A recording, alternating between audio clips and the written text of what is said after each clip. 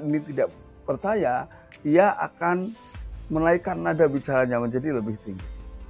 Ya, kalau toh mau menurunkan nada, ini ia akan turun ke nada yang paling rendah, yaitu mencari simpati. Ya, dengan Selamat menyaksikan dan dukung terus channel Kang Kumis. Semoga bermanfaat. Assalamualaikum warahmatullahi wabarakatuh. Kembali lagi bersama saya Kang Kumis. Pada kesempatan kali ini Kang Kumis kembali bersama sahabat semua, tentunya masih di channel Kang Kumis.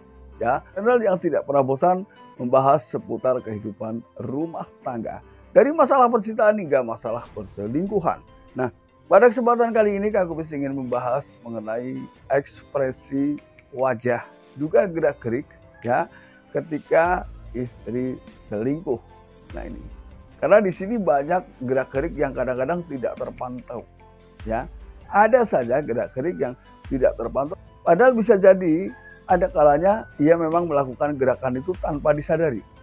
Pada kesempatan kali ini Kang Kumis ingin membahas mengenai 8 ya gerak-gerik istri selingkuh, dan juga dilihat dari fitur wajahnya, dari ekspresi wajahnya. Ini seperti apa? Ini kita akan bahas ya.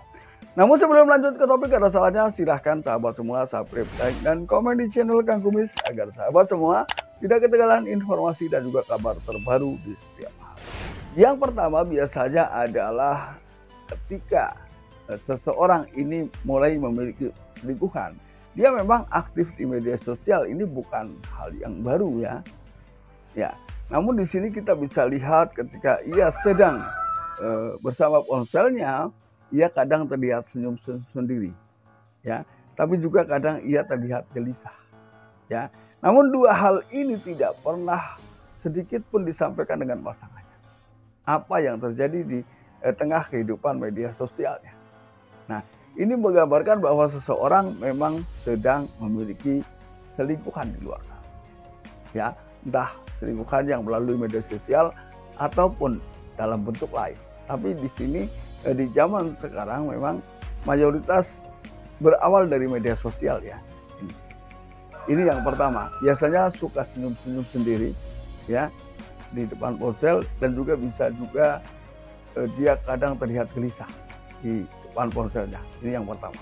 Lalu kemudian ketika bicara tentang bagaimana perilaku seseorang ketika memiliki selingkuhan, perilaku si istri ini dengan pasangannya, ya, ia akan mulai berani berbicara dengan nada tinggi.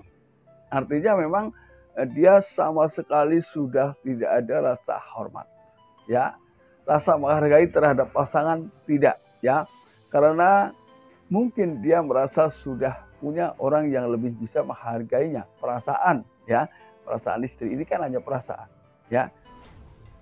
Padahal tentunya sebagai suami pun selalu memberikan hal-hal yang sama terhadap istri yang kita cintai. Namun perasaan seseorang ketika sedang memiliki selingkuhan memang berbeda ya. Sepertinya apapun yang dilakukan oleh pasangan kita ini tidak akan terlihat baik ya. Namun walaupun misalnya ada hal yang kurang kita sukai, kita kurang setuju dengan hal-hal yang dilakukan oleh selingkuhan kita. Namun karena terdorong rasa cinta yang jauh lebih kuat, maka akan terkesan biasa-biasa saja. Inilah bedanya ketika orang yang berbuat baik, namun karena sudah tidak didorong, sudah tidak ada dorongan rasa cinta, maka kebaikan yang dipersembahkan dianggap biasa saja. Ya. Nah, ketika orang terdorong rasa cinta, walaupun berbuat kurang baik, maka hal yang kurang baik itu akan tetap terlihat baik.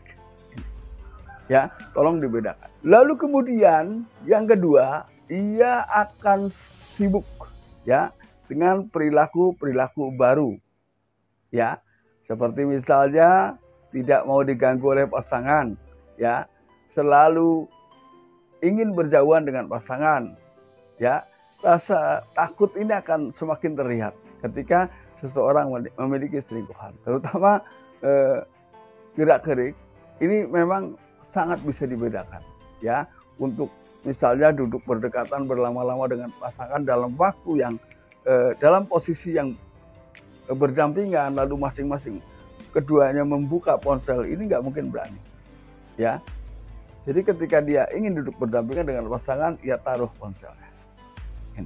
Ini tolong dibedakan ketika bicara tentang itu, ya. Ini hal yang perlu kita ketahui juga, ya. Lalu kemudian yang selanjutnya, yang keempat, ia akan selalu ingin tahu apa yang menjadi kegiatan atau aktivitas sang suami, ya. Kenapa demikian? Karena sebetulnya ketika seseorang berbuat salah, ya, ini rasa takut kesalahannya ini halnya diketahui, ya. Ini rasa takut perbuatannya diketahui, ini sangat kuat, ya. Maka untuk menutupi itu, ia berusaha ingin selalu tahu apa yang menjadi aktivitas pasangan. Sebetulnya ini adalah untuk mengontrol sejauh mana dengan apa yang sudah kita lakukan. Kira-kira ia bisa mengontrol dan mengatakan kira-kira suami saya tahu nggak ya? Nah, ini kan dia sambil mengecek itu sebetulnya, ya. Lalu kemudian yang kelima, ia memiliki komunitas baru yang mungkin sebelumnya ia tidak punyai.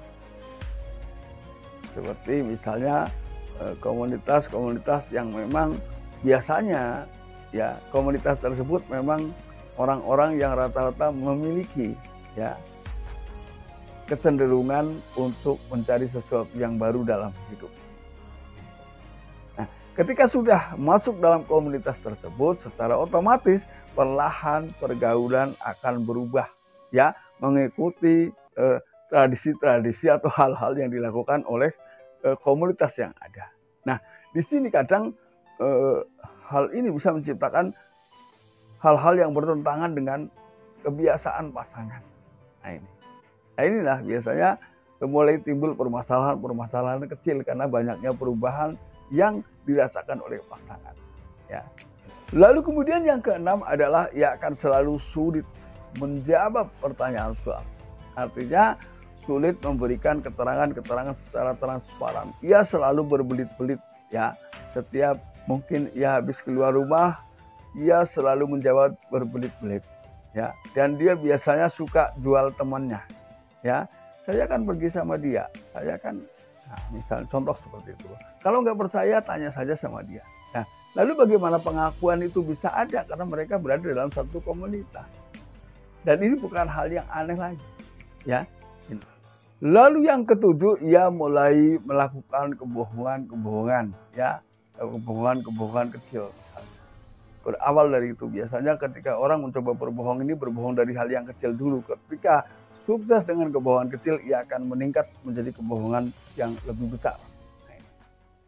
Karena biasanya ketika seseorang bohong, ini akan melihat respon orang yang dibohongi.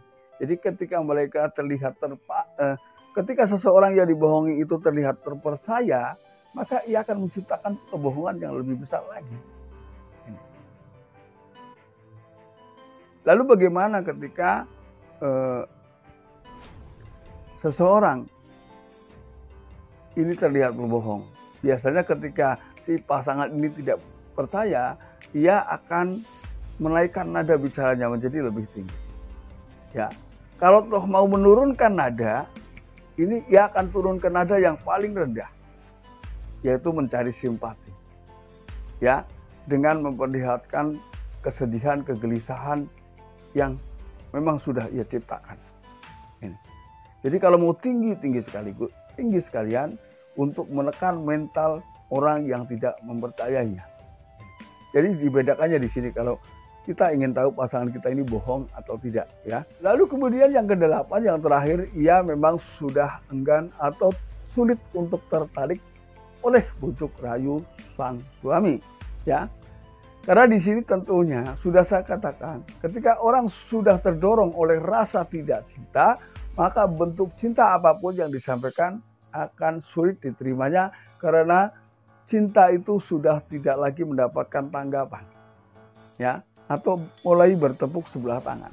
Namun ketika yang memberikan itu adalah orang yang ia cintai, walaupun ia sebenarnya tidak suka, ia akan menerima. Jadi di sini kenapa ia memang sulit menerima bujuk rayu suami, ya, karena dia sudah memiliki tautan cinta yang jauh lebih kuat, yaitu orang yang di luar sana. ini benar ya. Nah sahabat, itulah 8 perilaku dan juga ekspresi istri selingkuh ya. Mudah-mudahan ini bermanfaat, walaupun ini hanya sebagai gambaran saja, tapi mudah-mudahan ini juga tidak terjadi di tengah kehidupan sahabat kita semua. Dan mudah-mudahan bermanfaat. Akhir kata, salam harmonis bersama Kang Kumis. Wabillahi taufiq wal hidayah. Wassalamualaikum warahmatullahi wabarakatuh.